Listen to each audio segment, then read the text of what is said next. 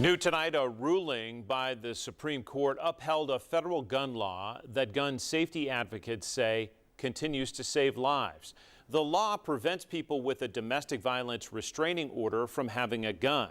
Opponents say that law violates the Second Amendment. NBC's Drew Wilder reports tonight from Capitol Hill.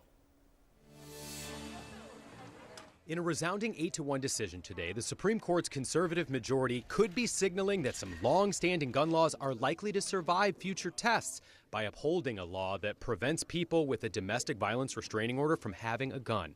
Today's ruling maintains the status quo on a gun safety law that advocates say saves lives. This is a huge relief for women, for kids in this country. It's a big win for common sense gun safety. And the vast majority of Americans across party lines agree wholeheartedly. At issue, a case from Texas where a woman got a restraining order against her partner after reporting he knocked her to the ground, dragged her into his car, and threatened to kill her. The man, later sentenced to 6 years in prison, filed a lawsuit arguing that the federal law stripping away his gun rights was a violation of his Second Amendment rights. The Supreme Court disagreed. In his majority opinion, Chief Justice John Roberts said, quote, "Since the founding, our nation's firearm laws have included provisions preventing individuals who threaten physical harm to others from misusing firearms."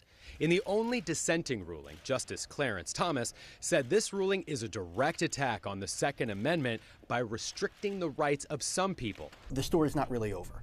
Steve Descano is a progressive prosecutor in Northern Virginia. He applauds the court's ruling today, but says it's opened the door to potentially change or scale back other gun safety laws. There's some things in there that leaves questions as to whether the red flag law that a lot of states have, whether that can survive total scrutiny. While gun safety advocates applaud today's ruling, it does signal deep divisions between justices on gun laws, with more high-profile gun safety cases anticipated in the next couple of years.